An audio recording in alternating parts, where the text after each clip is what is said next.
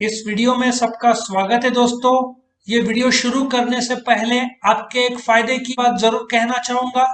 इस वीडियो के डिस्क्रिप्शन में आप जाओगे तो आपको इस सब्जेक्ट का लिंक मिल जाएगा, जिसको आप क्लिक करोगे तो chapter by chapter, question by question सारे के सारे वीडियोस आपको मिल जाएंगे और दूसरे सब्जेक्ट के भी लिंक्स मिल जाएंगे, जिसमें chapter by chapter, question by question सारे वीडियोस मिल जाएंगे।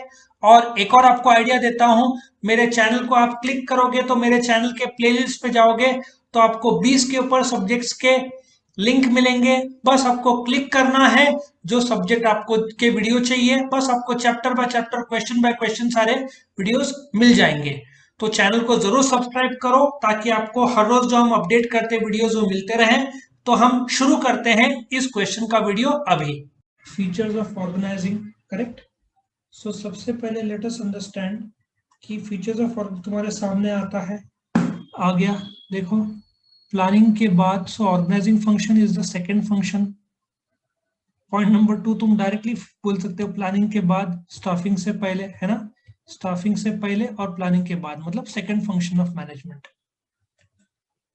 सो जब तुम मीनिंग लिखोगे तो तुम कैसे स्टार्ट करना चाहोगे मीनिंग में कि organising is the second function of management बोलो, या it follows the planning function बोल सकते हो, या प्रीसीड्स मतलब स्टाफिंग से पिछला वाला is the function which follows the planning function. Simple से एक पॉइंट डाल दिया कि प्लानिंग फंक्शन के बाद आता है। ये पॉइंट नंबर 1 मीनिंग में डालो, मीनिंग ज्यादा बड़ा नहीं करने का। Organising is establishing the internal organisation structure, ठीक है ना, ऑफ बिजनेस। इसमें मैं एक और पॉइंट जोड़ दूं, तुमको इजी पड़ेगा। And establishing the authority responsibility relationship, ये भी मैंने जोड़ दिया। अब ये क्या है तुमको बताता हूं। अच्छा, ये मैं तुमको इसके थ्रू बताता हूँ, ग्राफ के थ्रू बताता हूँ, ठीक है। सो ऑर्गेनाइजिंग में दो पार्ट है, ऑर्गेनाइजेशन स्ट्रक्चर और अथॉरिटी रिस्पॉन्सिबिलिटी रिलेशनशिप। इसका नेक्स्ट स्लाइड में जो ग्राफ आएगा उसके थ्रू बताता हूँ। डेफिनेशन अगेन तुमको रट्टा मारना है कि ऑर्गेनाइज मतलब men, money, raw material, tools, capital, person, मतलब in short men, money, machine, materials organise में प्रोवाइड करना। अब हम इसके बारे में चर्चा करेंगे जो नेक्स्ट में आ रहा है। तुम्हारे सामने मैंने एक स्ट्रक्चर दिया है। सी, टेक्निकली तुम्हारे शरीर के जो हड्डियां, जिसको हम स्केलेटन बोलते हैं, बराबर है, उसको ऑर्गेनाइजेशन चार्ट बोलते हैं। ये तुम्हारा बेसिक लेवल पे ऑर्गेनाइजेशन चार्ट है। लेकिन जब तुम ताकत देते हो, ये डायरेक्टर को, मार्केटिंग डायरेक्टर, इनको ताकत देते हो और ऑथोरिटी रिस्पॉन्सिबिलिटी रिलेशनशिप देते हो, तो वो चार्ट स्ट्रक्चर बन जाता है। जैसे कि तुम्हारे हड्डियों में जैसे स्किन, ब्लड, ठीक है ना, मसल्स, बाकी सब जो शरीर के बायोलॉजी के लिए जरूरी है वो डाल दिया तो जीवन शुरू हो जाता है। वैसे कंपनी के लिए ये बेसिक चार्ट है, बट ये चार्ट में ऑथोरिटी रिस्पॉन्सिबिलिटी रिलेशनशिप डाल दिया तो इट बिकम्स ऑर्गेनाइजेशन स्ट्रक्चर। अब तुम बोलोगे सर ऑथोरिटी रिस्पॉन्सिबिलिटी रिलेशनशिप क्या है। डू यू एग्री कि मैं सिंपल लेवल पे बताऊंगा। Marketing director reports to MD, managing director this reports to him, मतलब ये चारों के चारों रिपोर्ट करते हैं मैनेजिंग डायरेक्टर को। अच्छा, मार्केटिंग मैनेजर रिपोर्ट करेगा मार्केटिंग डिपार्टमेंट डायरेक्टर को। सेल्स का जो है, सेल्स एग्जीक्यूटिव, वो रिपोर्ट करेगा मार्केटिंग मैनेजर को। अकाउंट असिस्टेंट रिपोर्ट करेगा फाइनेंस सुपरवाइजर को, सुपरवाइजर रिपोर्ट करेगा फाइनेंस डायरेक्टर को। ऐसा तुम सोचो, मतलब इसकी ताकत, ये इसके अंडर ये काम करेगा, फिनेंस सुपरवाइजर फिनेंस डायरेक्टर के अंडर काम करेगा। So authority always flows downwards, मतलब ताकत जो है कंपनी की, इट फ्लोज डाउनवर्ड्स, ठीक है, ताकत डाउनवर्ड जा रहा है। और marketing manager is responsible to the director, इसलिए इट फ्लोज, सॉरी मेरा माउस से ड्रॉ कर रहा हूँ, it flows, so responsibility flows upwards और ऑथोरिटी फ्लोज डाउनवर्ड्स। ये क्या है, ऑथोरिटी में माउस से लिख रहा हूँ इसलिए थोड़ा हैंडराइटिंग अजीब आएगा, रुको हाथ से लिखने की कोशिश करता हूँ, पेन कहाँ गई पता नहीं। एक मिनट। सो तुम्हारे लिए मैं लिख दूं इधर तो तुमको ज्यादा क्लियर दिखेगा, ठीक है। मैंने पेन कहीं, हाँ, ये ऑथोरिटी है, इट फ्लोज डाउनवर्ड्स, इसको हम ऑथोरिटी बोलेंगे। ऑथोरिटी, ताकत हमेशा, जैसे फादर मदर, तुम टॉप लेवल से मिडिल और लोअर लेवल पे ताकत जाती है, और he is responsible to him, so responsibility flows upwards. Authority क्या है? एक प्रकार का लीगल ताकत है जिसके दम पर मार्केटिंग डायरेक्टर डिसीजन लेगा और मैनेजर से काम करवाएगा। Responsibility, manager is reporting. Responsibility एक प्रकार का कंपल्शन है, ऑब्लिगेशन है, मतलब marketing manager must report to the marketing director for the work allotted to him, correct. So organising basically क्या करता है? एक प्रकार का ऑर्गेनाइजेशन स्ट्रक्चर तैयार करता है। ये स्ट्रक्चर बेसिकली क्या है? ये कंपनी का एक ढांचा है जिसके थ्रू सबको काम करना है, correct. So let us go to the next slide और understand things a bit more. Features है, उसके पहले तुम और कुछ पूछना चाहोगे तो पूछो, वरना मैं आगे बढ़ रहा हूँ, ठीक है। Let us start now. पहले तो ऑर्गेनाइजिंग क्या करता है? वर्क अलॉट करता है। फॉर एग्जाम्पल, एक कंपनी में जब तुम शुरू करते हो तो तुमको पता होना चाहिए कि कॉलेज में एक प्रिंसिपल है, प्रिंसिपल के अंडर टीचर काम करेंगे, टीचर के अंडर क्लर्क काम करेंगे और क्लर्क के अंडर स्टूडेंट। ऐसा एक बेसिक लेवल पे मैंने ढांचा तैयार किया।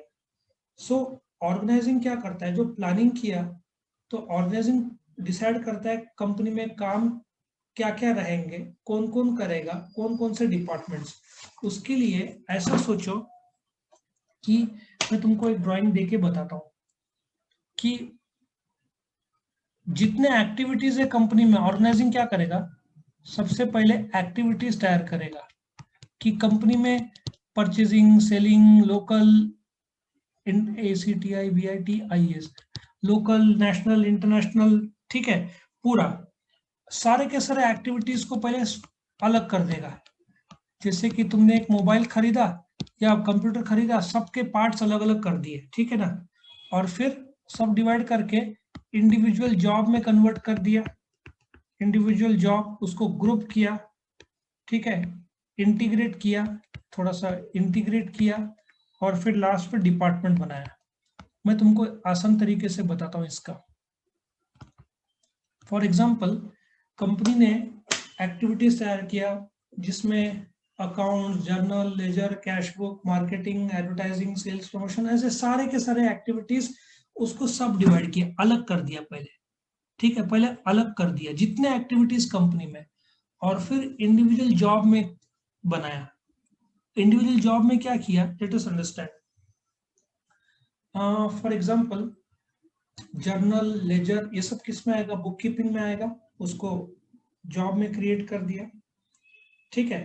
फिर बजट, ये सब होगा, सबको अल्टीमेटली इंटीग्रेट करके किस में डाल दिया? डिपार्टमेंट। डिपार्टमेंट कौन सा होगा? अकाउंट्स डिपार्टमेंट होगा, या तो फिनेंस। तुम्हारे नॉलेज के लिए फिनेंस बड़ा फंक्शन है, अकाउंट्स फिनेंस का एक पार्ट है। सो ऑर्गेनाइजिंग क्या करता है कि पहले तो जो गोल है कंपनी का, उसका मुताबिक क्या क्या काम है वो तैयार करता है, फिर काम को डिपार्टमेंट्स में ग्रुप करता है। जैसे कि यदि मैं बोलूँ एडवर्टाइजिंग, तो बोलोगे मार्केटिंग डिपार्टमेंट का काम है। मैं बोलूँ कि परचेज, तो परचेज डिपार्टमेंट का काम है। बजट, तो वो फिनेंस डिपार्टमेंट का काम है। लॉजिक समझ में आ रहा है? टैक्स, तो तुम वापस बोलोगे फिनेंस डिपार्टमेंट का काम है। सो तुमने डिपार्टमेंट्स तैयार कर दिए।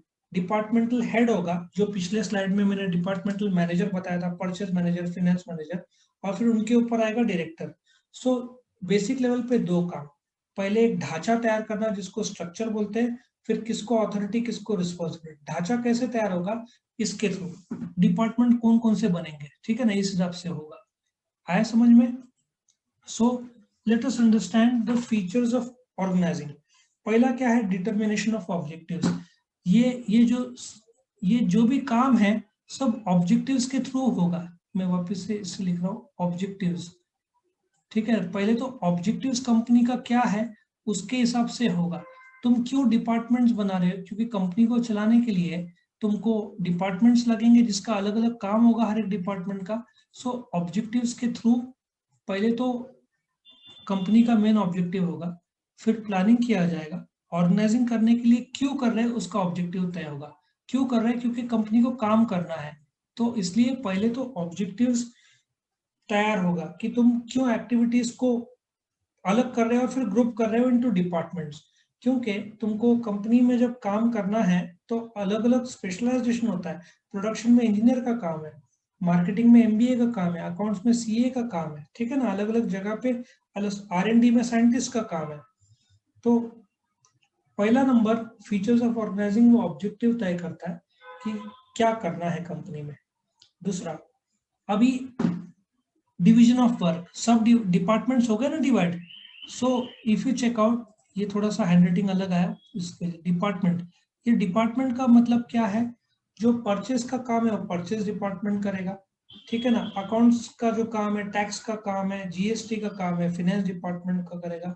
सो कंपनी के टोटल काम का बंटवारा, तुम कॉलेज का ले लो, कॉलेज में तुम्हारे अलग अलग सब्जेक्ट्स है।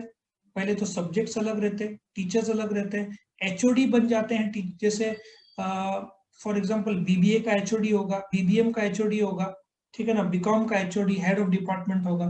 तो इस प्रकार से कौन से डिपार्टमेंट को क्या काम करना है उसके लिए तुमने डिवाइड कर दिया हुआ कि बीबीए का अलग ग्रुप होगा, बीबीएम का अलग ग्रुप होगा।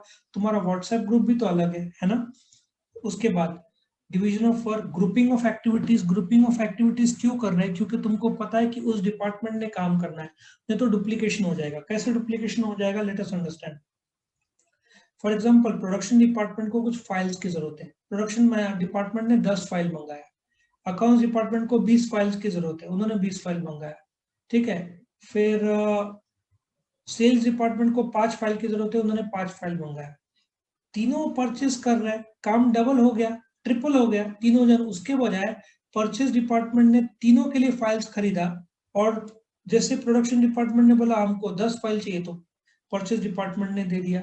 सो डुप्लीकेशन ऑफ वर्क नहीं होता है, ठीक है। इसलिए ग्रुपिंग ऑफ एक्टिविटी, परचेज के संदर्भ में सारे काम परचेज डिपार्टमेंट देखेगा, और जितने लोग चाहिए, अच्छा प्रोडक्शन मैनेजर वर्कर को अपॉइंट करेगा, अकाउंट्स मैनेजर अकाउंटेंट को अपॉइंट करेगा। अकाउंट्स मैनेजर को अकाउंट संभालना है, अपॉइंट नहीं करना है लोगों को, नहीं तो उसका काम बढ़ जाता है। ये किसका जवाबदारी, एचआर डिपार्टमेंट का।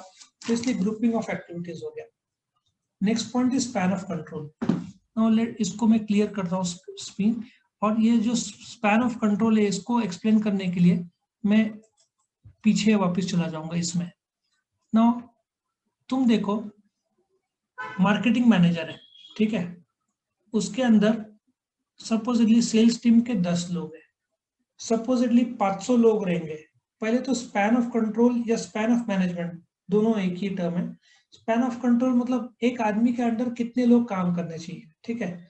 इसलिए तुम देखो, जैसे कि संदीप कॉलेज या सबकाल कॉलेज, इंजीनियरिंग भी है, एमबीए भी है, बीबीए भी है, सबके अलग अलग प्रिंसिपल्स और डायरेक्टर्स है। एमबीए रहेगा तो डायरेक्टर रहेगा, बीबीए रहेगा तो प्रिंसिपल रहेगा, बराबर है। और इन सबका एक ग्रुप हेड होगा। क्यों, बीबीए का अलग प्रिंसिपल, बीकॉम का अलग प्रिंसिपल, 11th-12th का भी अलग प्रिंसिपल, क्योंकि काम का लोड इतना ज्यादा रहता है, एक आदमी सब संभाल नहीं सकता। तो स्पैन ऑफ कंट्रोल मतलब तुम्हारे अंडर कितने लोग काम कर सकते हैं, एक लिमिट आता है 6, 8, 10 उस हिसाब से। तो span of control means number of children, number of people reporting to a manager. जैसे एक फादर रह गए, 8-10 बच्चे हैं, सबको संभालना कितना कठिन होगा। हम दो हमारे दो, अभी तो वो भी नारा बदल गया है, एक फूल सुंदर फूल एक ही हो गया। सबको मैनेज करना कितना कठिन जाता था, सोचो उस समय। सो एक मैनेजर के अंडर कितने लोग काम करेंगे, इसको स्पैन ऑफ कंट्रोल या स्पैन ऑफ मैनेजमेंट। यदि 50-60 लोग तो वाइड स्पैन, सिर्फ 5-10 लोग तो नैरो स्पैन। ये स्पैन ऑफ कंट्रोल आदमी के क्षमता पर भी डिपेंड करता है, लेकिन एकदम ज्यादा बड़ा रहा तो कंपनी का मैनेजमेंट ठीक से नहीं होता है, ठीक है। तो ऑर्गेनाइजिंग बिकॉज डिपार्टमेंट बना दिया तो उस हिसाब से मैनेजेबल होता है। आया समझ में। जैसे कॉलेज कैसे मैनेज होते हैं, बीबीए का अलग प्रिंसिपल कर दिया, ठीक है, बीकॉम का अलग कर दिया, 11th-12th का अलग। सो क्या होता है, 3 अलग अलग प्रिंसिपल्स, और एमबीए का तो डायरेक्टर रहेगा। सो 4 लोगों को तुमने हेड बना दिया। सो वो लोग उनका बीबीए वाला, बीबीए का जो first sem, second same, third, fourth, fifth, six, सब बीबीए का प्रिंसिपल देखेगा। नहीं तो सोचो ना, एक ही आदमी चारों का लोड देखेगा तो लोड बढ़ जाता है, correct. Next point is levels. Levels तय होता है, तुम्हारे सामने तो लेवल साफ है। लेवल देखो, ये टॉप लेवल हुआ, ये मिडिल लेवल नहीं, ये मिडिल लेवल हुआ, ये लोअर लेवल हुआ, ठीक है ना। ये पूरा टॉप लेवल पे आएगा इतना। सो लेवल्स तय होता है। अच्छा लेवल्स तय होता है तो ऑथोरिटी रिस्पॉन्सिबिलिटी रिलेशनशिप पता चलता है कि मैनेजिंग डायरेक्टर का ऑथोरिटी इधर है नीचे, मैंने क्या बताया था, ऑथोरिटीज गोज डाउनवर्ड्स। ऑथोरिटी कहाँ जा रहा है, डाउनवर्ड जा रहा है, सॉरी थोड़ा डिजाइन। रिस्पॉन्सिबिलिटी कहाँ जा रहा है, ऊपर की तरफ जा रहा है। सो ऑथोरिटी रिस्पॉन्सिबिलिटी रिलेशनशिप पता चलता है। तुम क्लर्क के पास गए बात करने, तुम नॉर्मल बात करोगे। प्रिंसिपल के कैबिन में जाओगे तो भाई हाथ पीछे करके इज्जत से मैं कम इन सर बोल के जाओगे, ऑथोरिटी है भाई उनका। क्लर्क के सामने तुम मैं कम इन वो सब नाटक नहीं करोगे, ठीक है। सो ऑर्गेनाइजिंग क्या करता है, ये स्ट्रक्चर तैयार करता है जिसमें ऑथोरिटी रिस्पॉन्सिबिलिटी। अच्छा, अभी मार्केटिंग डायरेक्टर है, उसको क्या क्या काम है, मार्केटिंग के बहुत सारे काम है। उसको असेंबल करना है, उसको पैक करना है, उसको एडवर्टाइज करना है, उसको सेल्स प्रमोशन करना है, उसको वेयर हाउस करना है, ठीक है ना, अलग अलग काम है। तो मार्केटिंग डायरेक्टर अपना काम में से कुछ हिस्सा मार्केटिंग मैनेजर को देगा, क्योंकि मार्केटिंग मैनेजर के पास ऑथोरिटी ताकत कब आएगा, जब मार्केटिंग डायरेक्टर देगा। सो मार्केटिंग मैनेजर को सपोजिटली एक, let us take an example कि मदर डेयरी पनीर बनाते हैं, दूध बेचते हैं, ठीक है ना, उसको नासिक के दुकान को सप्लाई करना है। तो सेल्स टीम के लोग जाएंगे, सेल्स टीम के लोग को ताकत चाहिए जाने के लिए, ताकत मतलब not the physical strength, authority, legal authority चाहिए। तो मार्केटिंग मैनेजर अपने ऑथोरिटी में से कुछ ऑथोरिटी सेल्स टीम को देगा कि जाओ मैं तुमको परमिशन देता हूँ जाने के लिए। तो उस हिसाब से, जैसे व्हाट्सएप में ग्रुप में सिर्फ एडमिन ऐड कर सकता है, यदि कोई स्टूडेंट को ऐड करना है तो मैं एज एन एडमिन ही ऐड करूंगा, स्टूडेंट्स नहीं करेंगे। सो मार्केटिंग मैनेजर अपना ऑथोरिटी सेल्स टीम को देगा, इसको डेलीगेशन ऑफ ऑथोरिटी बोलते हैं। सो डेलीगेशन ऑफ अथॉरिटी मतलब अल्टीमेटली मानते हैं sales team is responsible to the manager, is responsible to director, is responsible to the MD. लेकिन जब काम करने के लिए तुमको ताकत लगेगा, सो एमडी अपनी ताकत में से कुछ इनको देगा, ये लोग कुछ। सो ताकत, काम करने के लिए इनको अपना ताकत का कुछ हिस्सा लोअर लेवल को देना पड़ता है, ठीक है, मैं तुमको जवाबदारी देता हूँ। या तो परचेज डिपार्टमेंट का जो मैनेजर है वो परचेज एग्जीक्यूटिव को बोलेगा कि भाई मैं तेरे को खरीदी 50,000 तक खरीदी तू कर सकता है, मेरी ताकत दे रहा हूँ तेरे को, बट 50,000 के ऊपर खरीदी करना है तो मेरा सिग्नेचर लगेगा। इसको डेलीगेशन बोलता है। और ये जो स्ट्रक्चर है, कम्युनिकेशन करना पड़ेगा, बात करना पड़ेगा। अभी जैसे फाइनेंस डायरेक्टर है, रिटर्न फाइल करना है, टाइमली करना पड़ेगा। मार्केटिंग डिपार्टमेंट टाइमली सप्लाई नहीं करोगे तो, अब मदर डेयरी का नहीं खरीदा तो अमूल का दुनिया भर के आजकल पनीर है, ठीक है ना। सो टाइमली सप्लाई नहीं किया तो तुम्हारे कॉम्पिटिटर मार्केट खा जाएंगे। सो कम्युनिकेट करना पड़ेगा, कम्युनिकेशन करना पड़ेगा तो मोटिवेशन करना पड़ेगा, मोटिवेशन करना पड़ेगा तो बोलते ना रिवॉर्ड्स देगा उसमें, और अल्टीमेटली स्ट्रक्चर के लिए कोऑर्डिनेशन लगता है। आया समझ में। सो इस प्रकार से तुम्हारे ये पॉइंट्स थे, फीचर्स 10 पॉइंट्स थे। वीडियो पसंद आया तो लाइक कीजिए, अपने फ्रेंड्स के साथ शेयर कीजिए, उनका भी फायदा हो, और चैनल को सब्सक्राइब कीजिए। Thank you.